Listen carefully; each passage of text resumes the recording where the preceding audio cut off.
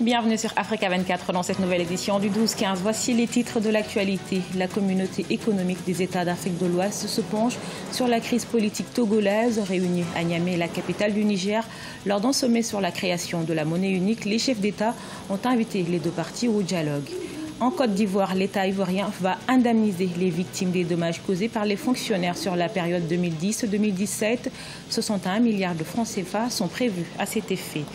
Et afin de mieux protéger ces sites culturels, la Tunisie lance un observatoire pour le patrimoine. Cette initiative, appuyée par l'organisation Édifices des Mémoires, vise également à sauvegarder les édifices démolis. La crise politique togolaise s'est invitée à la réunion des chefs d'État sur la création de la monnaie unique. Réunis ce 24 octobre à Niamey, la capitale nigérienne, les présidents de la communauté économique des États d'Afrique de l'Ouest ont invité pouvoir et opposition à négocier afin de trouver une sortie de crise. Ashley Duprat. Alors que le mardi 24 octobre 2017, les 5 chefs d'État de la CEDEAO étaient à Niamey pour échanger sur le programme de la monnaie unique sous-régionale, la crise politique togolaise s'est invitée lors d'un mini-sommet mené à huis clos. Nous avons indiqué qu'il était important qu'il y ait un climat de paix au Togo. Nous condamnons la violence, quelle que soit l'origine de la violence. Donc les manifestations doivent pouvoir se faire, mais de manière pacifique. Ça, c'est le premier point. Que toute personne responsable de violence soit sanctionnée. Et la CEDEAO n'hésitera pas à prendre des mesures vigoureuses dans ce domaine. Depuis 2 mois, une coalition de 14 partis d'opposition organise des manifestations bloquant l'activité économique et politique du pays. Principal grief de l'opposition, le retour à la Constitution de 1992 qui limite les mandats présidentiels au nombre de 2, établit le scrutin à 2 tours ainsi que le vote de la diaspora. Le gouvernement a par ailleurs enclenché un processus pour soumettre ce projet de loi à un référendum. Un référendum que l'opposition rejette et appelle au départ du président togolais Faure Gnassingbé au pouvoir depuis 2005.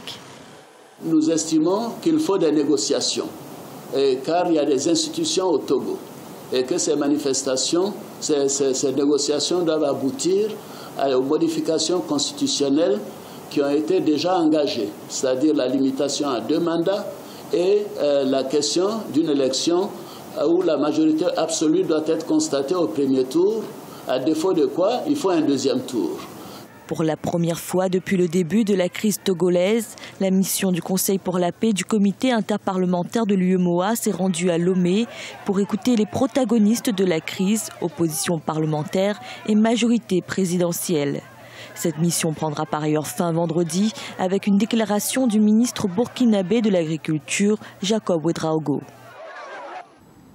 Il ne sera finalement poursuivi que pour trahison. Djibril Bassolé, le parquet militaire renonçant son appel contre l'abandon des charges. L'ancien ministre des Affaires étrangères burkinabé était poursuivi entre autres pour attentat contre la sûreté de l'État, coups et blessures volontaires. Deogracias Podo. C'est un volte-face du parquet du tribunal militaire de Ouagadougou qui ne surprend pas pour autant l'opinion publique burkinabé. À la veille de l'audience de confirmation des charges contre l'ancien ministre des Affaires étrangères, le général Djibril Bassolé, le parquet a choisi de renoncer à son appel. Djibril Bassolé sera finalement inculpé pour trahison dans l'affaire du coup d'État manqué de 2015, la plupart des charges ayant été abandonnées. Non, à mon avis, ce n'est pas vraiment une surprise. On le savait bien que les charges allaient être émises, les investigations allaient être menées, mais devant le vide du dossier, je pense que c'est quelque peu normal qu'on assiste à ce type d'évolution. On a vu la même situation avec le mandat d'arrêt contre Guillaume Soro, qui a fini aussi de cette manière. Le 24 juillet 2017, le juge d'instruction en charge du dossier avait décidé d'abandonner une partie des charges retenues contre le général Djibril Bassolé. Il s'agissait d'attentats contre la sûreté de l'État, d'associations de malfaiteurs, de fourniture de moyens financiers, de meurtres, de dégradation volontaire de biens, de coups et blessures volontaires et de trahison. Le parquet du tribunal militaire avait ensuite décidé de s'y opposer avant de lâcher prise ce 24 octobre. De quoi réjouir dans le camp des soutiens de l'ancien chef de la diplomatie burkinabé. Avec lucidité. Le parquet militaire aujourd'hui est en train vraiment d'aborder les questions liées au général Bassolé. Mais ce que nous nous recherchons par-dessus tout, c'est un long lieu dans cette histoire. Parce que victoire d'étape, hier, oui, on peut dire que pour nous, c'est une victoire d'étape au vu de l'acharnement qu'il y a eu et que la manière dont sa liberté provisoire même a été gérée par un arrêté ministériel qui est venu encadrer, on peut dire que c'est une petite victoire. Poursuivi par la justice militaire burkinabé pour trahison dans l'enquête sur le putsch raté de 2015, le général Djibril Bassolé avait bénéficié d'une liberté provisoire avant de se voir assigné en résidence surveillée sur requête du procureur militaire. Une décision qui d'un côté soulage ses partisans et sa famille, mais qui suscite le mécontentement de la société civile. Après le Gabon, la Guinée équatoriale supprime les visas pour les ressortissants de la Communauté économique et monétaire d'Afrique centrale, CEMAC. Selon un décret publié ce mardi 24 octobre, tout détenteur de passeport biométrique peut séjourner dans le pays pour une durée de 3 mois. Rappelons que la Guinée équatoriale avait renoncé à appliquer ces décisions des chefs d'État en 2014, évoquant des raisons de sécurité. En Côte d'Ivoire, l'État s'engage à réparer les préjudices causés par ses fonctionnaires et agents. Une enveloppe de plus de 61 millions de francs CFA sera distribuée aux victimes. Sur la période de 2010 à 2017, les dommages des fonctionnaires ont coûté 179 millions de francs CFA au gouvernement ivoirien. Idlet Mirabel-Bissau. L'État de Côte d'Ivoire va devoir verser un peu plus de 61 milliards de francs CFA aux victimes des dommages causés par ses agents de 2010 à 2017. Un prix fort que l'exécutif doit payer pour réparer des préjudices causés par des fonctionnaires. Des actes qui font de ces demandes se traduisent entre autres par des violences de stipulation contractuelle et des négligences. Effectivement, l'État de Côte d'Ivoire se retrouve en train de payer plus de 61 milliards de francs CFA aux victimes des dommages qui ont été causés par ces fonctionnaires et agents sur la période de 2010 à 2017. Et cela est dû principalement à plusieurs problèmes, notamment la destruction de biens d'autrui, le non-respect des délais. Vous savez par exemple que lorsque un agent de l'État doit traiter un dossier, par exemple d'un particulier qui ne le fait pas dans le temps, cela donc le particulier peut traduire donc saisir l'État en justice. Donc, ce qui fait que, bien entendu, cela entraîne des pénalités. Selon le directeur général du Trésor et de la comptabilité publique, Jacques Konan Assaoré, ces actes exposent fréquemment l'État au paiement d'importantes sommes d'argent.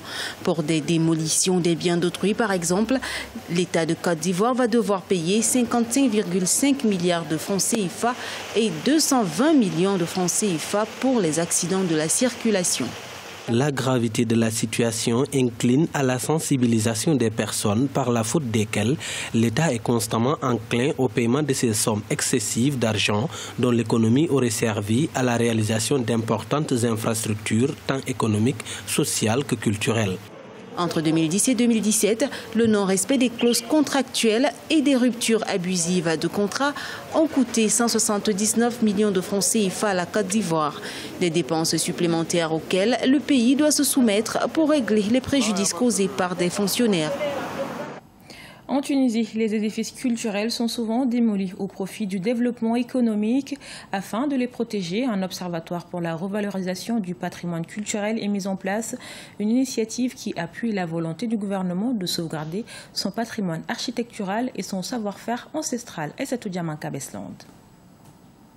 En Tunisie, un observatoire du patrimoine culturel a été lancé par l'organisation Édifices et Mémoire. Objectif de cette initiative, identifier et documenter les sites du patrimoine culturel national. En Tunisie, en fait, on a remarqué qu'il y avait énormément d'édifices démolis qui faisaient partie du patrimoine. En tout cas, qu'on jugeait, nous, associations et en tant que citoyens tunisiens et architectes, comme édifices faisant partie du patrimoine tunisien. L'idée est très simple, impliquer le citoyen dans l'identification du patrimoine et l'accompagner avec des spécialistes du patrimoine pour justement trouver ces éléments de langage pour justifier ce qui est patrimoine, ce qui n'est pas. Cette initiative va dans la volonté du gouvernement tunisien de sauvegarder son patrimoine architectural ancien, son savoir-faire ancestral et d'assurer le rayonnement de la Médina. Cependant, les initiateurs de cet observatoire du patrimoine vont encore plus loin. Ils souhaitent encadrer et sensibiliser les populations à la nécessité de protéger et de valoriser cette richesse nationale, même dans les endroits les plus reculés. En Tunisie aujourd'hui, quand on parle de patrimoine, justement, on lie le mot patrimoine à la Médina, à la mosquée de Kérouan à l'amphithéâtre d'Elgem et les maisons à patio. C'est une bonne démarche, mais aussi il y a énormément de patrimoine qui est en dehors des médinas et des grandes adresses touristiques entre guillemets. Et donc là, on touche par exemple au patrimoine colonial, au patrimoine militaire, au patrimoine industriel, archéologique, romain, et il y a plein de sites comme ça et d'édifices qui sont complètement méconnus. Et l'idée, c'est justement d'attirer l'attention sur ces édifices-là. Si plusieurs sites prestigieux ont été rayés de la carte du pays au profit d'un développement économique nécessaire, les sites de Carthage, de Douga ou encore d'Elgem, inscrits au patrimoine mondial, connaissent une croissance touristique fulgurante. Ce journal a été réalisé par l'ensemble de la rédaction. Nous vous remercions pour votre fidélité. Dans un instant, une nouvelle édition de l'actualité sur Africa 24.